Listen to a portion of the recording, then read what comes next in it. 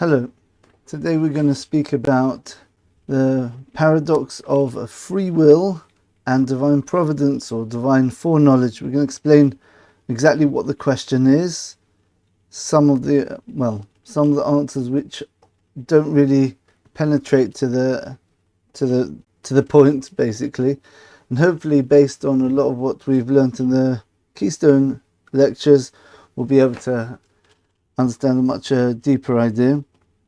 And also, hopefully we'll get the correct way of looking at it from the Jewish point of view. Right, so the question is, we have free will. That's a basic given. Most people instinctively know that. But we also know that there is this concept that God is above time. If he's above time, then he knows everything which is going to happen. So how can you have free will? That's the basic question. So some people say, well, yeah, God knows after the fact that what we're going to choose. He so to speak, waits for us to choose, and then later on he finds out, right, since he's above time. And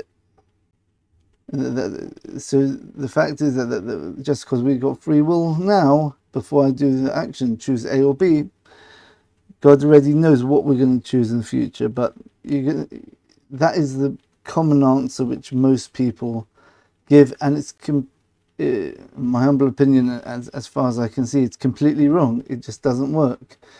I can show you on two levels why that answer doesn't work, and that's not the Jewish idea either.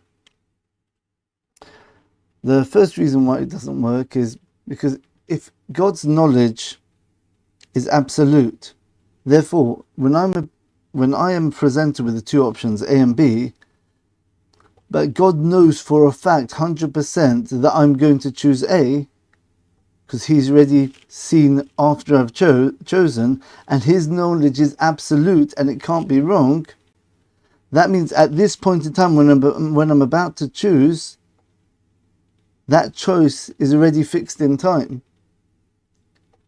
God's knowledge of me doing that choice A is already absolute, and therefore it cannot change. That's a bit of a more subtle answer. It's strange for me to start off with a more subtle answer first, but the clear answer is the second one. Yeah, this answer is a good answer it's a good refutation to this commonly given answer. You have to think about it a bit. It's a powerful refutation. The second refutation is going much deeper. Once you understand the concept, that it's much more obvious what the question is. What is this paradox? When God knows something, remember we spoke about the two aspects of God. You've got God himself and God, how he reveals himself and communicates and interacts with the world. On the level where God is above time and space, there's only God. Right? And by extension, just like you've got this sort of two aspects of God in terms of his existence, you've got God's existing on the level where there's nothing else besides him. That's the aspect of God from God's point of view, like we spoke about in the second lecture, who is God. On the other hand, we have God's revelation to the world, or more accurately, our perception of God. Right? So that's more to do with our perception, the light waves which God sends forth from himself to us for us to have a meaningful relationship with him and for us to start perceiving and understanding God. So on one hand, you've got God himself, his only existence, but on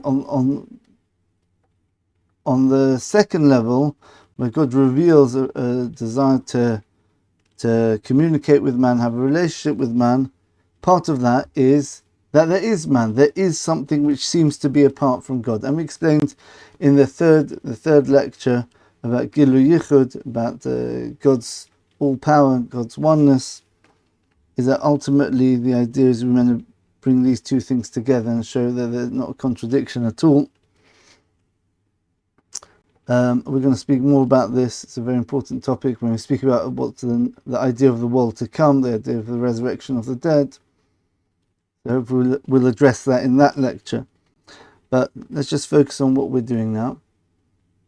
So you've got these two aspects of God. God's the only existence, but yet God creates other beings as well, corresponding to the two dimensions. So if you think about it, you've also got this question when it comes to choices, especially if you understand the 3b, the lecture we just gave. The idea of God's free choice, right? That's the idea of God's power, and the idea of our free choice, which is the thing which seemingly can oppose God's power, but in the end, it's all going to be shown that nothing opposes God's power, and that is the experience of the world to come, like we explained in 3b, I believe. Right, so how does that come into this idea of the question? So we understand that God, his choice on one level, his choices are absolute, fine. Yeah, but surely he did create a different dimension, which we don't quite understand how it works together, where we have free choice. So let's look at it a bit deeper. Let's look at it on terms of everything on our side of the dimension. Let's only focus on the dimension where God reveals himself. So God still creates things on our level, right? So you might say, okay, this paradox, yeah, it's to do with the two dimensions, God's dimension and our dimension, or the revelation dimension. But the truth is, this paradox works completely in our dimension as well, if you think about it carefully. Because in our dimension, you have the concept of God being the creator, right? If God's the creator, how does that creation actually work? When we talk about God creating, let's say, I don't know, my hand, right? He creates my hand. Okay. What comes first, the hand, and then God's knowledge? That can't be, because there can't, in terms of the creation, God's coming before the actual physical creation. What's really going on is God doesn't know the object after he's created it. His knowledge is the thing which is actually creating the thing. Remember, God's knowledge and his creative power on the root level are really one thing, because God's not made up of parts. So when he reveals himself in this world, you can also say that his knowledge and his creative power are all one thing. So God knows something because he's creating it. So therefore God's knowledge comes before the physical manifestation of that intention to create something. So God thinks about creating a hand, and then the hand happens. And on a deeper level, it's the knowledge itself which is doing a creative action. So when we speak about knowledge in Hebrew, to know something, lo da'as, it means to know something, and it means to know something on a very deep level, to internalize knowledge. But it also means to connect, like we speak about in the Torah about the first man, Adam. Adam yodas Chava eshto. He knew his wife, right? Chava, right? That's it. That's telling us that da'as, knowledge, really means a connection, a deep connection with the thing which you're knowing. So when God knows something, you can't say that there's an object and then God has a complete knowledge of it afterwards. He analyzes all the molecules and atoms and the structure and everything. He doesn't do that. When God knows something, that knowledge itself is the connection with the object which gives it existence. So essentially what we're saying is, God's knowledge is a creative knowledge. It's a knowledge of creation. When God knows something, it makes it exist. It brings it into being. If that's the case, if God knows what our choices are, what does that mean? On this way of understanding, God is creating our choices. Now, when we say that, we mean everything. So when it's the choosing itself, God is creating. I hope you understand that. When we choose what's going on, God is creating us in a certain situation, right? Where we've got a choice of A and B in front of us, right? Then we've got our souls, our mind, our free will, which God is creating. And then we choose, God creates that action of our choosing God is creating as well, because nothing can exist without God's creation. So God's knowledge is really God's creating our choices and our choosing itself. So therefore we understand now this is an absolute paradox. This cannot be understood logically at all. It's impossible.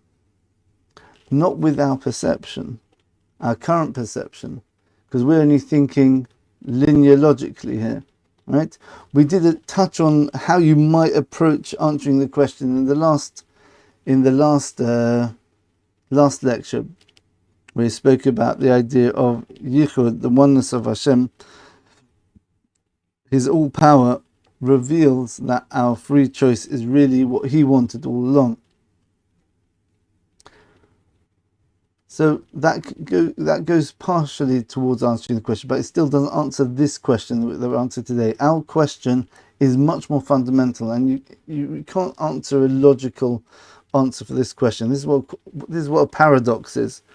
And in fact, if you think about it, you've got the same paradox of how can we exist to perceive our own existence if in truth there's only God, the only real existence is God.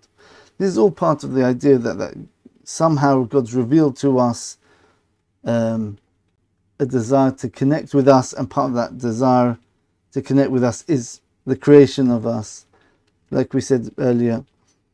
So our existence and our free will are really paradoxical to God's existence and God's free will. But if you think about it, this is a tricky thing. It's quite nice. This one of the ways that people try demonstrating there must be a God which is above time and space is you look at everything in the world. Where did that come from? What caused it? Everything works on cause and effect. So what caused this? Oh, this reaction. What caused that? And then eventually you get back, there must have been one thing at the beginning which caused everything into being. So what caused that? Well, you don't go on forever. There must be something which is beyond the laws of cause and effect and beyond time. Like how scientists describe the Big Bang. The Big Bang is the start of time. Right, so what was before time? You can't speak about before time because before necessarily needs the concept of time. So if you talk about something before time, then obviously it's beyond our description, which is how we describe God. Right. So therefore, the fact that we exist can be a proof, based on the idea of cause and effect, that there is a being which is above everything, right? And that aboveness means that in truth, there's no boundaries on that being, because he's boundless. He's not bound by concepts of time. That's part of what we have to conclude. But if that's true, then we can't exist logically. So the truth is, if you just look at the world around us, you wake up in the morning, and you think, oh, I exist. Where do I come from? Oh, there must be a source of everything, which is which transcends everything on every level of concepts. And then you think, okay, so there must be a God or a creator or some being where everything comes from, and that excludes the possibility of anything else existing. So from the fact that we exist, we can conclude that it's impossible for us to exist. Very interesting, but that's what paradox is. And the same thing with the free will and God's foreknowledge by extension. So how do we understand, how do we approach in Judaism the idea of paradox? And is this a problem? Is it a problem? The answer is no, it's not a problem, because humans are limited. We're limited by our understanding, just like we can't understand something infinite. Pretty obvious. So therefore, we can't understand paradoxes, especially when one of the sides of the paradox involves something infinite, like God's existence or God's foreknowledge. But a very nice way of demonstrating this, I've got prepared here a piece of paper, right? So imagine we've got this sort of universe, which is represented by this piece of paper just folded here. Let's get this so the camera can see it. Okay, so how many sides, how many surfaces to this world? So the answer is 2. You've got the outside, right? And you've got actually the inside of the circle, right? Now imagine you've got 2 people living in this universe, one on the inside, and he can walk around, just like we can walk around the world with gravity and always feel that we're upright the whole time. So you could go around, around, around, and the inside. Yeah. And you've got another person who's on the outside of the world. Okay. Now, if I would tell the person here that, and this person here, there's another person on the other side of your dimension, and right, right, and they're on the opposite side of your dimension. Basically, what would they say? They say, well, yeah, actually, when I walk sometimes, it's a very thin layer here, I can actually feel the person under my feet sort of bumping when he's walking. Yeah, that makes sense. Yeah, great. Okay, so that makes a lot of sense. But now, what will we do here? I'm going to flip the paper, so 50 degrees. Oh, why did I say that?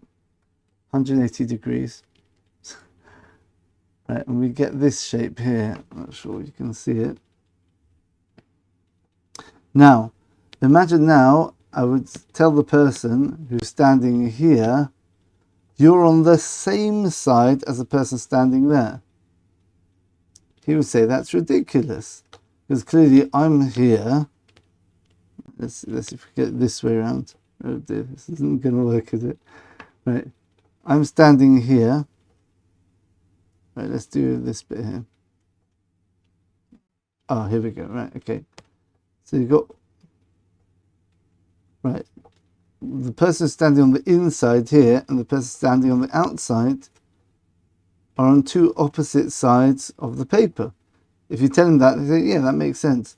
But if you tell them that you're actually on the same surface as this person, you say, that's ridiculous. That makes no sense. In fact, it should be the exact opposite. You're saying something which is 100% wrong. The reality is the opposite of this. We are on opposite sides. But if you look at it, the way that this sort of shape is formed, if you follow it round, it goes here. I remember facing the camera here. Right, then you just trace it around this long bit here. Then it twists and it actually becomes, the outside becomes the inside. There's actually only one side to this surface, right? Because of a twisted. It's called a mobius strip. Okay, it's a very good. You can try it yourself. It's a very interesting mathematical geometrical thing with lots of interesting properties. Right. So if you just follow it, this person is on the same side as this person. Okay. So what's going on there? The answer is that the person on one side and the person on the other side, they're both living in a dimension where they can only perceive what's immediately in front of them. They can only perceive I'm on the inside because I've got a lot of paper above me, whatever. Or he feels he's on top of the paper and he sees lots of the paper bending away from him going down. But we who are standing outside of this system, we are not inside the actual system, we are outside the system. We can see that it's actually a three-dimensional object and the surfaces are bent in such a way where there's actually only one side to this object, only one surface. So what seems to be a paradox for the people living on the Mobius strip, for someone who's got a higher level of perception, they can actually see the two opposites are not a contradiction at all. Not only, all right, okay, there are two sides, but no. Because of my knowledge of a new dimension, there's no paradox, there's no contradiction at all. It's a beautiful way of understanding paradoxes in general, and especially this type of paradox, which is a real paradox. Or another way of doing it, imagine you've got a person who's living in a two-dimensional space, right? Like a person like with a smiley face person, right? And then you go, right? So basically in his world, he's able to perceive anything which is coming towards him around where he is. Let's say he's here, so therefore something's coming towards him, he's going to see it coming sort of like a very, very thin line or something, or dot coming towards him, right? If you would go like this and poke him in, in the middle of who he is, that's impossible for him. For him, in his world, the only way to get to the center of his face or whatever, to his nose, let's call it whatever, is for something to penetrate from the outside. Let's say my hand is the whole person here. Yeah, it's for someone to penetrate through the sides of him, and then penetrate into the middle of him. It's impossible for anyone to penetrate directly that way, because that would suppose a new dimension of depth, which he doesn't have. But we understand, you've got two dimensions, but you also got another dimension here, where you don't have to go this way to get to the middle. You can actually go around and use a third dimension to enter it. Or I'll give one more example of analogy. Imagine there's a world where people only have the sense of sight. They don't have the sense of touch. And you've got a table against a mirror, and there's two candles on the table. But because of the mirror, the effect is that it looks like you've got a bigger table, twice as big, and there's 4 candles on this table. And in this world, the person says, yep, I think there are 4 candles on this table. And in that world, he would be correct, because according to his perception, that's all he can perceive. There's no aspect of his knowledge which can possibly say that there's 2 candles on the table. Really, he's correct in accordance with his level of reality. However, if one day, someone would somehow he would get the sense of touch, he'd be saying, "Oh, ow! Oh, these candles are hot. What about these 2? Oh, I can't even touch them. There's a piece of glass in the way, right?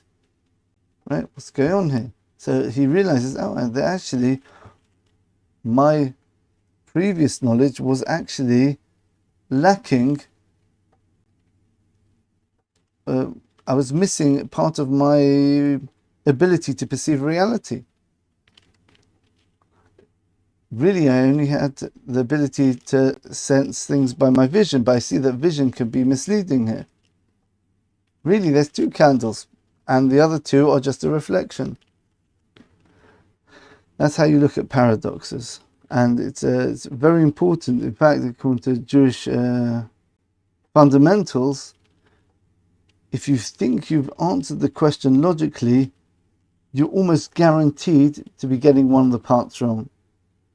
You're either going to minimize our free will, or you're going to minimize God's foreknowledge. So it's very important to get this absolutely clear. This is a paradox. It's meant to be a paradox, We're not meant to understand it in this world. And, in the world to come, when we get to new levels of understanding, new transcendent type of knowledge, when we start to understand God on a much deeper level, part of this will be to understand the bridging of the gap between these two paradoxical things. That is the real answer according to the Jewish philosophy and the Torah. What is the answer to the paradox of free will and God's absolute knowledge? The answer is, there is an answer, but we just don't know the answer. It's impossible for the human mind, which works with logic only, to perceive this, but there are other dimensions of understanding and knowledge which we'll get later on, where we'll be able to actually put these two together. And in fact, it's not just a random piece of knowledge. This is part of, we're going to see, hopefully, maybe I'll do this for my next lecture, this is the experience of the world to come itself. When you're bridging these two things together, you're experiencing the oneness of God. Okay, hopefully that was clear. Not too hard this time, I hope. And we look forward to see you in the next video. Thanks for watching, and all the best.